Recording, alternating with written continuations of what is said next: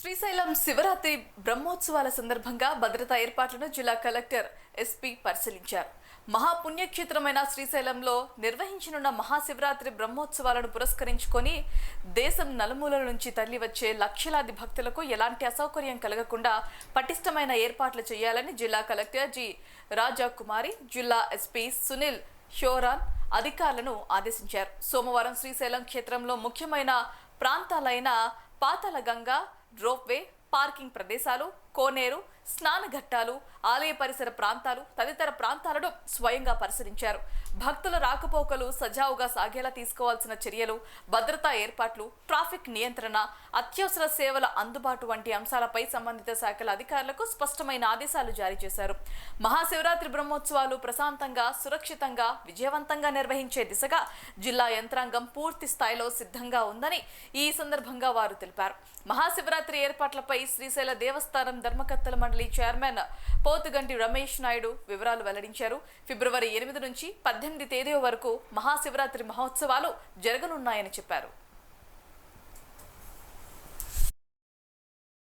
బ్రహ్మోత్సవాలు 8వ తేదీ నుండి 18వ తేదీ వరకు అంగరంగ వైభవంగా జరగనున్నాయి. 8వ తారీఖు నుండి 12వ తారీఖు వరకు 5 రోజుల పాటు ఇరుముడు కలిగిన శివస్వాములకు మాత్రమే ఉచితంగా స్పర్శ దర్శనం ఏర్పాటు చేయడం జరిగింది. శివస్వాములకు ప్రత్యేక ఏర్పాట్లు చేశాము. చంద్రావతి కళ్యాణ మండపం నుండి వారిని ప్రత్యేక క్యూ లైన్ ద్వారా దర్శనానికి అనుమతిస్తాం. 15వ తేదీ వరకు కాలినడకన వచ్చే భక్తులకు అనుమతి ఉంది. మార్గ మధ్యలో భక్తులకు ప్రత్యేక ఏర్పాట్లు ఇప్పటికే పూర్తి చేశాం. ఫిబ్రవరి 12న రాష్ట్ర ప్రభుత్వం తరఫున స్వామివారికి పట్టు వస్త్రాల సమర్పణ కార్యక్రమం ఉంటుంది. ఫిబ్రవరి 15న మహాశివరాత్రి సందర్భంగా బాగా అలంకరణ కార్యక్రమం, లింగోద్భవం, కళ్యాణోత్సవం, రథోత్సవం, తెప్పోత్సవం ఘనంగా నిర్వహించేందుకు అవసరమైన అన్ని ఏర్పాట్లను ఇప్పటికే పూర్తి చేశాం. మండల దీక్ష జనవరి 8 నుంచి ప్రారంభమైంది. అర్ధమండల దీక్ష జనవరి 28న ప్రారంభం అయినది. దీక్ష విరమణ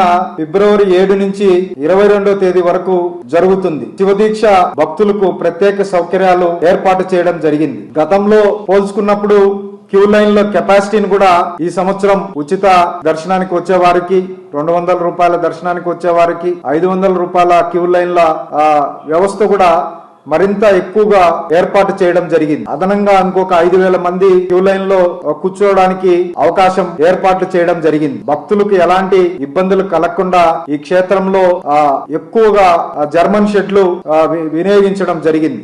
ఎక్కడికెక్కడ భక్తులు ఏ ప్రాంతంలో వచ్చినా, ఔటర్ రింగ్ రోడ్ లో వచ్చినా, గుడి ప్రాంగణంలో ఎక్కడ సేద తీరడానికి అక్కడ ఈ జర్మన్ షెడ్లు అధికంగా ఈ సంవత్సరం ఏర్పాట్లు చేయడం జరిగింది. అలాగే భక్తులకు ముఖ్యంగా ఉపయోగపడేది ఈ శౌచాలయాల విషయంలో కూడా అదనపు మొబైల్ టాయిలెట్స్, అధిక నీరు ఇంకా ఏర్పాటు చేయడం జరిగింది. పాతాళగంగా ప్రాంతంలో మా భక్తులకు భద్రతా చర్యలు చేపట్టడం జరిగింది. గజి ఈతగాళ్లను అక్కడ ఏర్పాటు చేయడం జరిగింది. స్వామివారిని దర్శనం చేసుకుని తిరిగి వెళ్లాలని ఆలయ అధికారులు ఎప్పటికప్పుడు ఇచ్చే సూచనలు పాటించాలని దేవస్థానం తరపున కోరుతున్నాను. ఓం నమః.